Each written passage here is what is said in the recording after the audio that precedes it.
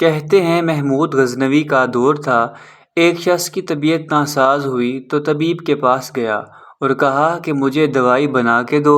طبیب نے کہا کہ دوائی کے لیے جو چیزیں درکار ہیں سب ہیں سوائے شہد کے، اگر تم شہد کہیں سے لا دو تو میں دوائی تیار کیے دیتا ہوں۔ اتفاق سے موسم شہد کا نہیں تھا، اس شخص نے حکیم سے ایک ڈبیا لی اور چلا گیا۔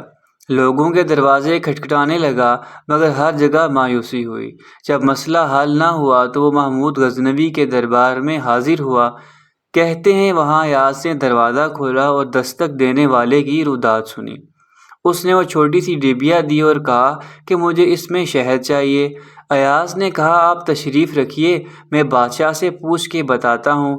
ایاز وہ ڈبیا لے کر بادشاہ کے سامنے حاضر ہوا اور عرض کی کہ بادشاہ سلامت، ایک سائل کو شہد کی ضرورت ہے۔ بادشاہ نے وہ ڈبیا لی اور سائیڈ میں رکھ دی۔ ایاز کو کہا کہ 3 بڑے ڈبے شہد کے اٹھا کے اس کو دے دیے جائیں۔ ایاز نے کہا حضور اس کو تو تھوڑی سی چاہیے، آپ 3 ڈبے کیوں دے رہے ہیں؟ بادشاہ نے ایاز سے کہا ایاز وہ مزدور آدمی ہے، اس نے اپنی حیثیت کے مطابق مانگا ہے، ہم بادشاہ ہیں، ہم اپنی حیثیت کے مطابق دیں گے۔